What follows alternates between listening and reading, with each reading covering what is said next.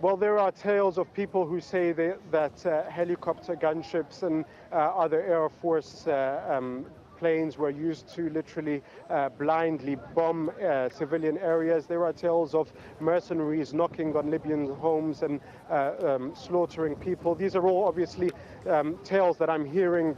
Many people have rushed to us with flash memory sticks and others saying that they contain images of these horrific scenes. We've only just arrived literally in the past half an hour, so we're still trying to assess and gather as much information as possible. But there is clearly a horrific tale to be told, and that's just simply before speaking to people. If you just look at the faces of many of the people who are escaped, it really does tell a picture of horror, a picture of war in all meaning of the word. What details there are, they will be unfolding shortly. As we all know, the Libyan government, the Libyan regime has cracked down tremendously on media operations there, on communication operations there, and therefore it is difficult to verify and validate exactly how bad the situation is. But if we are to take the word of those coming out, that situation is extremely bad, to say the least. Okay, thank you very much. Jamal Al-Shail reporting live from Sidi Bahraini there at the border between Egypt and Libya. All right, let's turn to other world news now, and we go straight to our Asia Broadcast Centre in Kuala Lumpur for the latest first on that earthquake in New Zealand. Divya, over to you. Thank you, Foley. At least 65 people have been killed as hotels, churches, offices and homes collapsed in the 6.3 magnitude quake. And now emergency teams are desperately trying to scramble to save about 200 people feared trapped in the rubble. A state of emergency has been declared as the city tries to restore basic services. The U.S. Geological Survey says the epicenter was 10 kilometers southeast of the South Island city. That's just 5 kilometers underground. The nearby port town of Littleton was badly damaged, and tremors were felt more than 300 kilometers away in Dunedin. Azhar Sukri begins our coverage. Part of a building collapses, narrowly missing some pedestrians. And a house-sized boulder crushes another structure. The floor is trembling. New Zealand television captured the moment the quake struck the country's second biggest city of Christchurch. These pictures were recorded during one of the many aftershocks which badly damaged the city's cathedral. Residents described the terrifying moments after the quake struck at lunchtime and their attempts to escape damaged buildings.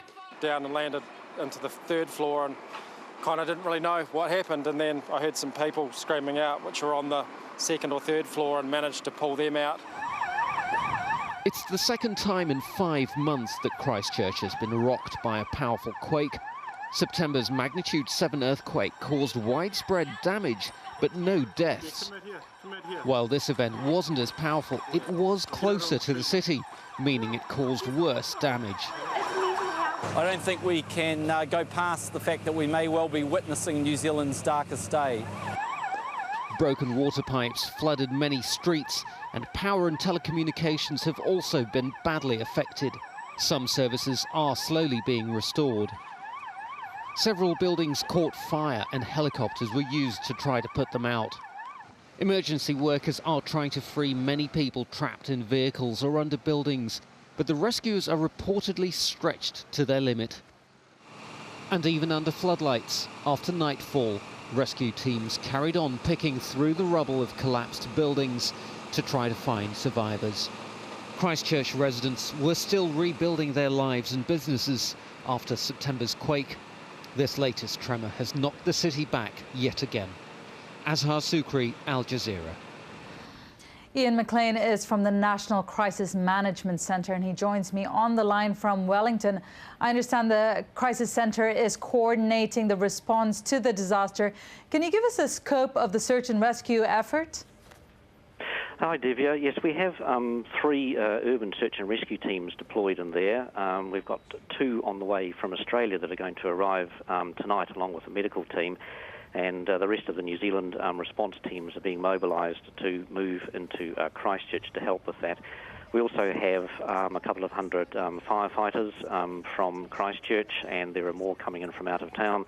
We have police there and more ready to move in tomorrow. So there are hundreds of people in there trying to help people from the rescue from the buildings. You would have seen in the pictures in your report some of the damage there. There have been a number of buildings that have sort of seriously collapsed, and there are people trapped in there, and that's where some of the rescue efforts are underway.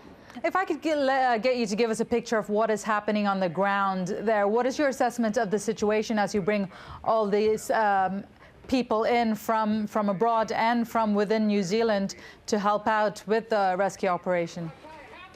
Well, everybody's moving in there sort of very quickly, but the rescue effort hasn't got up to its sort of full momentum at this stage. There will still be machinery that needs to be moved in to help clear the rubble, but of course that has to be done very carefully when there are people still in there.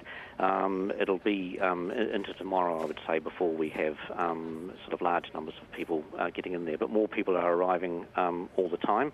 It's more difficult at night with it being dark, but they're very sort of dedicated getting in there, trying to get people out, but obviously taking it careful. We have an unknown number of people trapped in buildings at the moment, and there are large numbers of people who have been injured, some treated at hospitals, some treated at triage centres and sent home.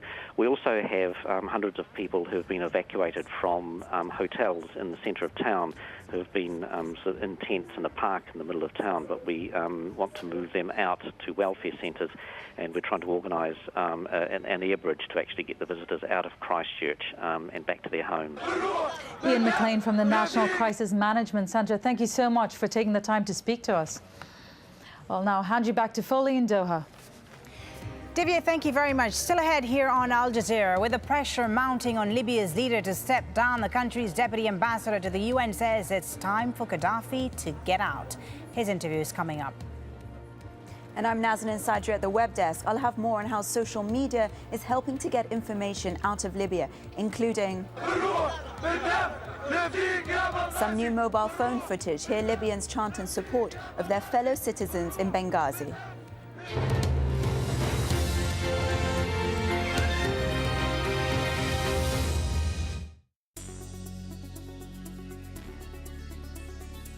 Based on the third largest gas reserves in the world,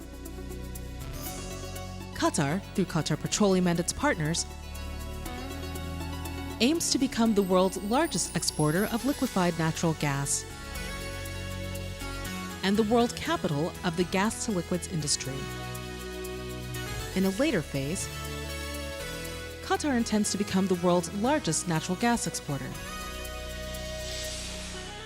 Qatar Petroleum.